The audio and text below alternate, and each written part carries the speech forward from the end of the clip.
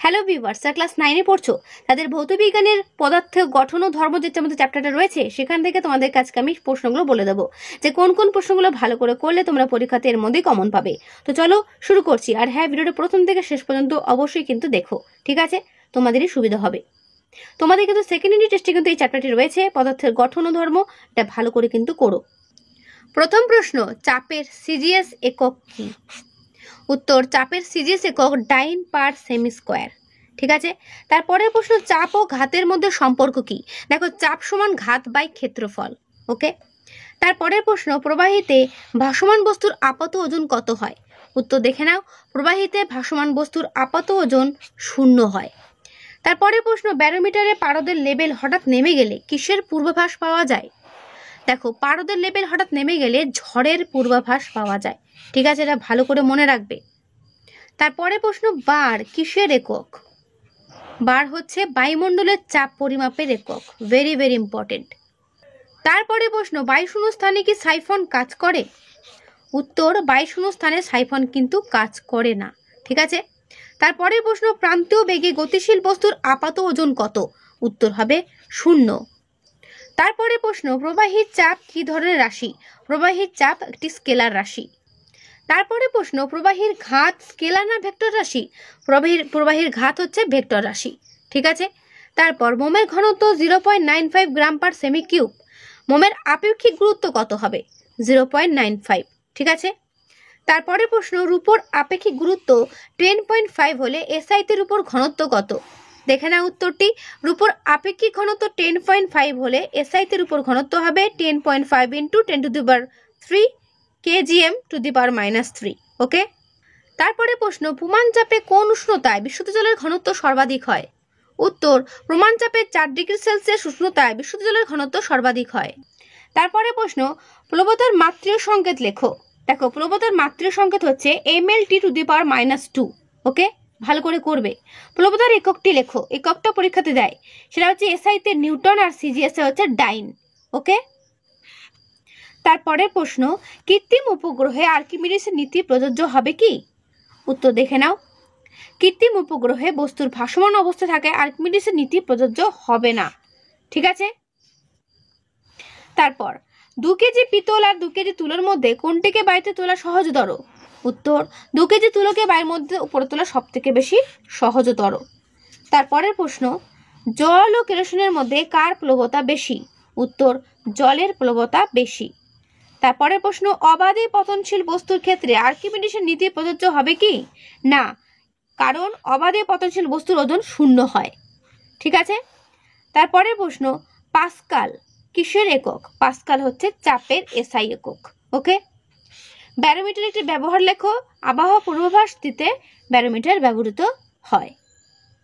তারপরে প্রশ্ন, বাতাসে ভাসমান সাবানের বুদবুদ সর্বদাই গোলাকার হয় যে কারণে, সেটি কি জন্য? তরলের প্রবণতা, চাপ নাকি পৃষ্ঠটান? উত্তর হবে পৃষ্ঠটান। ঠিক আছে, তরলের পৃষ্ঠটানের জন্যই কিন্তু এটি হচ্ছে। তারপরে প্রশ্ন, বডি স্প্রের জন্য ব্যবহৃত অটোমাইজারে প্রয়োগ করা হয় কোন জিনিসটি? আর্কিমিডিসের নীতি, বার্নৌলির নীতি নাকি পৃষ্ঠটান নাকি স্টোকসের নীতি? উত্তর হবে বার্নৌলির নীতি। ঠিক আছে, বডি স্প্রের জন্য ব্যবহৃত অটোমাইজারে প্রয়োগ করা হয় বার্নৌলির নীতি। তারপরে প্রশ্ন, একটি স্টিমার নদী থেকে সাগরে প্রবেশ করলে আরো ভেসে উঠবে, ডুবে যাবে, কিছুটা ডুবে যাবে নাকি কাত হয়ে পড়বে? উত্তর হবে আরো ভেসে উঠবে, কারণ সাগরে জলের পরিমাণটা বেশি, সেখানে স্টিমারটা ভেসে উঠবে। তারপরের প্রশ্ন, পৃষ্ঠটানের এসআই একক লেখো। উত্তর কি হবে? পৃষ্ঠটানের এসআই একক হচ্ছে nm টু দি পাওয়ার -1। পৃষ্ঠটানের মাত্রীয় সংকেত লেখো। পৃষ্ঠটানের মাত্রীয় সংকেত হচ্ছে m2 to the power -2, mt to the power -2। দুটি ধাররেখ কি পরস্পরকে ছেদ করতে পারে? দুটি ধারারেখ কি পরস্পরকে ছেদ করতে পারে? না, দুটি ধারারেখ পরস্পরকে কিন্তু ছেদ করতে পারে না। এগুলো ভালো করে করবে।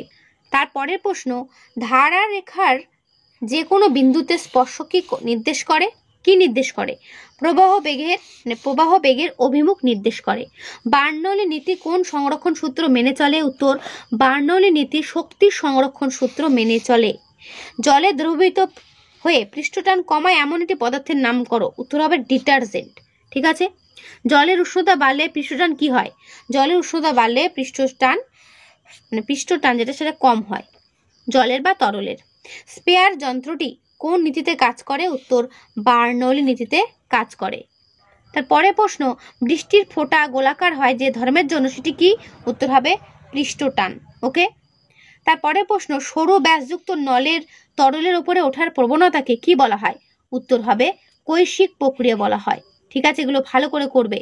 তারপর বিমানের ওপর প্রযুক্ত উত্থান বল নির্ভর করে কোন সূত্রের ওপর? উত্তর হবে বার্নৌলির সূত্রের ওপর। তারপরে প্রশ্ন, খুব সরু নলের মধ্যে জল প্রবাহিত হচ্ছে, জলের যে গতিবেগ কম, জলের যে গতিবেগের কম গতিবেগ হলে প্রবাহ ধারারেখা থাকে, তাকে কি বলা হয়? তাকে বলা হয় সন্ধিবেগ। ঠিক আছে।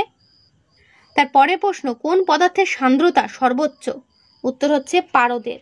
পারদের সান্দ্রতা সর্বোচ্চ। সংকট উষ্ণতায় তরলের পৃষ্ঠটান কত? উত্তর 0 হয়। তারপরে প্রশ্ন, কোন তাপমাত্রা জলের পৃষ্ঠটান সর্বনিম্ন?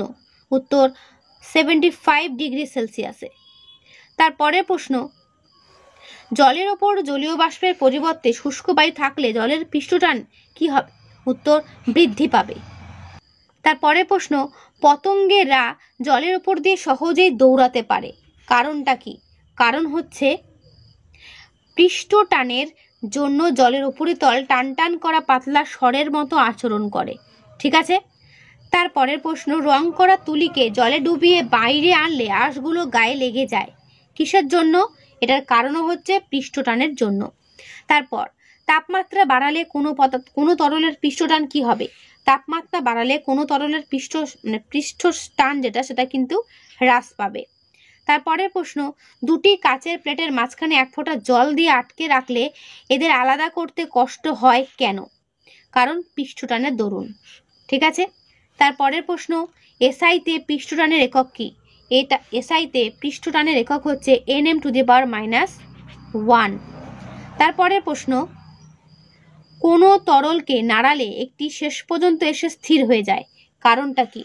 যখন কোনো তরল বা জলকে যদি নাড়াও শেষ পর্যন্ত স্থির হয়ে যায়, এটি কেন হয়? সান্দ্রতার জন্য। ঠিক আছে। তারপরে প্রশ্ন, পৃষ্ঠটানের একক কোন ভৌতরাশি এককের সঙ্গে অভিন্ন? উত্তর হচ্ছে স্প্রিংয়ের বল ধ্রুবক। স্প্রিংয়ের বল ধ্রুবকের সঙ্গে কিন্তু এটি অভিন্ন। তারপরে প্রশ্ন, তরলের মধ্যে একই অনুভূমিক তলের সব বিন্দুতে তরলের ড্যাশ সমান, এই কারণে তরলের উপরিতল সর্বদা ড্যাশ হয়। উত্তর কি? তরলের চাপ সমান এবং এই কারণে তরলের উপরিতল সর্বদা অনুভূমিক হয়। ঠিক আছে, এটা ভালো করে করবে। ড্যাশ তরল অসংনম্য, উত্তর কি হবে? আদর্শ তরল অসংনম্য। এরপরে প্রশ্ন, ইয়ং গুণাঙ্কের এসআই একক কি?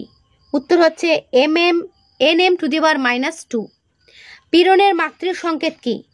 Ml⁻1 T⁻²।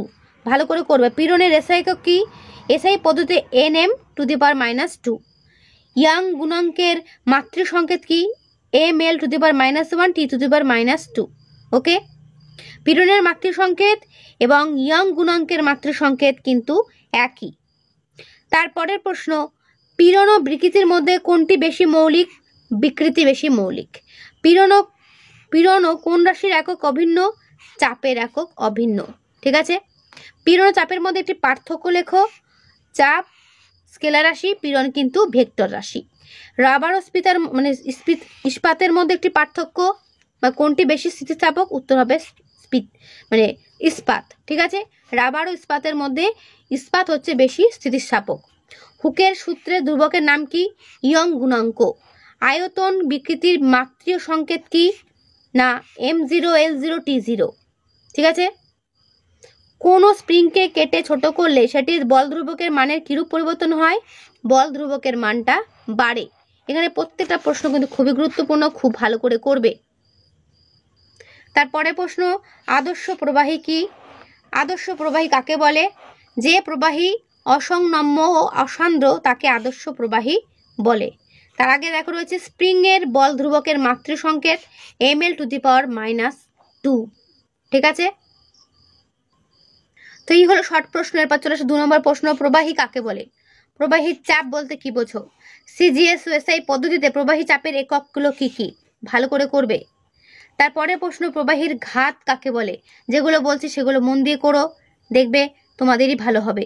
তোমাদের ফার্স্ট ইউনিট টেস্ট পরীক্ষাটা কততে হয়েছিল? পরীক্ষাটা হয়েছিল 40-এ। সেকেন্ড ইউনিট টেস্ট পরীক্ষাটাও কিন্তু সেই 40-এর মধ্যেই হবে। বায়ুমণ্ডলের চাপ বলতে কি বোঝো? প্রমাণ বায়ুমণ্ডল চাপ কাকে বলে? প্রত্যেকটা প্রশ্ন খুবই গুরুত্বপূর্ণ। বার এককে প্রমাণ বায়ুমণ্ডল চাপের মান নির্ণয় করো। খুব ভালো করে করবে। কিভাবে এটা করা হচ্ছে ভালো করে করবে। শূন্যস্থানে সাইফন কাজ করে না কেন? সাইফন কি? তারপরে প্রশ্ন, নদীতে ভাসমান নৌকার তলদেশে জমা জল সাইফন ক্রিয়ায় নদীতে ফেলা যাবে কি? তারপরে প্রশ্ন, তরলের সমোচ্চশীলতা ধর্ম কাকে বলে? বাঁধ নির্মাণ করার সময় বাঁধের ওপরের অংশের তুলনায় তলার অংশ বেশি মোটা করা হয় কেন? তারপরে প্রশ্ন, আর্কিমিডিস নীতিটি বিবৃত করো। প্লবতা বলতে কি বোঝো? প্লবতার মান কোন কোন বিষয়ের উপর নির্ভর করে? খুব ভালো করে করবে, যেগুলো আমি বলে যাচ্ছি। ভাসমান বস্তুর সাম্যের শর্তগুলো কি কি? বাকি উত্তরটুকু দেখে নাও। বাকি উত্তরটা এই পর্যন্ত শেষ হলো। এর পরে প্রশ্ন, এক টুকরো লোহা জলে ডুবে যায় কিন্তু লোহার তৈরি বিশাল জাহাজ জলে ভাসে কেন? খুবই গুরুত্বপূর্ণ প্রশ্নটি। সাঁতার মানুষের স্বভাবজাত নয়, কিন্তু জন্তু জানোয়ারদের ক্ষেত্রে স্বভাবজাত ব্যাখ্যা করো, অথবা মানুষ সাঁতার কাটে কিভাবে? খুব ভালো করে করবে। এর পরে প্রশ্ন, কলের মুখ উঁচুতে থাকলে জল ধীরে ধীরে পড়ে কেন? খুব ভালো করে করবে। তারপরে প্রশ্ন, ভাসমান বস্তুর কোনো আপাত ওজন নেই, ব্যাখ্যা করো, অথবা ভাসমান বস্তুর আপাত ওজন 0 হয়, ব্যাখ্যা করো। ডিম জলে ডুবে যায় কিন্তু লবণ যদি মেশানো হয় সেখানে জলে ভাসে কিভাবে? তারপরে প্রশ্ন, ঘনত্ব ও আপেক্ষিক ঘনত্বের মধ্যে সম্পর্ক কি? ভালো করে করবে। কিছু কিছু অঙ্ক তোমাদের কিন্তু এই অধ্যায় থেকে আসবে, তাই এই অঙ্কটা ভালো করে করবে যে কোনো স্থানে ব্যারোমিটারে পারস্তম্ভ উচ্চতা 75 সেন্টিমিটার হলে বায়ুমণ্ডল চাপ কত? ঠিক আছে, এটা ভালো করে করবে। অ্যান্সার সময় দেওয়া রয়েছে, এখান থেকে করে নেবে। তারপরে এই অঙ্কটা করবে। চোঙের উচ্চতা দেওয়া রয়েছে, ঠিক আছে। তো প্রশ্ন হচ্ছে, চোঙের জল টেবিলের ওপর কি ঘাত প্রয়োগ করবে? মানে এই অঙ্কটা ভালো করে করবে, ঠিক আছে। আমি এর উত্তর তোমাদেরকে দেখাচ্ছি, তোমাদেরকে দেখো এখান থেকে উত্তরটা দেখে নিও। তারপরে প্রশ্ন, সমভরা দুটি পদার্থের ঘনত্ব যথাক্রমে D1 ও D2, এই দুটি পদার্থকে মিশ্রিত করলে মিশ্রণের ঘনত্ব কত হবে? মিশ্রণের ঘনত্বটা কত হবে? এটা ভালো করে করবে। তারপরে প্রশ্ন, ধারারেখ প্রবাহ ও অশান্ত প্রবাহের মধ্যে পার্থক্য? ভালো করে করবে, পার্থক্য তো থাকবেই পরীক্ষাতে। শক্তির সংরক্ষণ নীতির ভিত্তিতে বার্নৌলি নীতিটি ব্যাখ্যা করো। বড় প্রশ্নের জন্য গুরুত্বপূর্ণ। সান্দ্রতা ও ঘর্ষণের মধ্যে পার্থক্য করবে। সান্দ্রতা ও ঘর্ষণের মধ্যে সাদৃশ্যতা কি কি মিল আছে সেটা করবে। তরলের চাপ কোন কোন বিষয়ের উপর নির্ভর করে? খুব ভালো করে করবে এবং কিভাবে নির্ভর করে। পৃষ্ঠটান কাকে বলে? কোনো বাহ্যিক বল ক্রিয়া না করলে তরল বিন্দু গোল হয় কেন? বা ক্ষুদ্র জলবিন্দু বা পারদবিন্দু গোলাকার হয় কেন? তারপরে প্রশ্ন, ছাতা বা তাঁবুর কাপড়কে কিভাবে জলরোধক করা হয় ব্যাখ্যা করো। খুব ভালো করে করবে। এর বাকি উত্তরটা এই পর্যন্ত শেষ হলো, ঠিক আছে। ধারারেখ প্রবাহ কাকে বলে? ভালো করে করবে। সন্ধিবেগ কাকে বলে? এটাও করবে। বার্নৌলি নীতিটি বিবৃত ও ব্যাখ্যা করো। তোমাদের টেক্সটেও কিন্তু রয়েছে এটা, সেখান থেকেও করতে পারো। দ্রুতগামী ট্রেনের কাছাকাছি দাঁড়িয়ে থাকা বিপজ্জনক কেন? স্থিতিস্থাপকতা কাকে বলে? পীড়ন কাকে বলে? পীড়ন ও বিকৃতির মধ্যে কোনটি মৌলিক ও কেন মৌলিক? বাকি উত্তরটা দেখে নাও। বাকি উত্তরটা এই পর্যন্ত শেষ হলো। অসহপীড়ন কাকে বলে? স্থিতিস্থাপকতা সংক্রান্ত হুকের সূত্রটি লেখো। খুব ভালো করে করবে। ইয়ং গুণাঙ্ক কাকে বলে? এর একক কি? তামার ইয়ং গুণাঙ্ক এত হলে বা এত বলতে কি বোঝো? আমি এটা সংখ্যাটা পড়ে শোনাচ্ছি, তোমরা কিন্তু এখান থেকে দেখে নিও, ঠিক আছে। তারপরে প্রশ্ন, রাবার অপেক্ষা ইস্পাত অধিক স্থিতিস্থাপক, ব্যাখ্যা করো। ঊর্ধ্বমুখী জলপ্রবাহের ক্ষেত্রে পিংপং বল আটকে থাকে কিভাবে? সাইফন ক্রিয়ার দুটি শর্ত লেখো, বা সাইফনের ক্রিয়ার জন্য প্রয়োজনীয় শর্তগুলি কি কি? খুব ভালো করে করবে।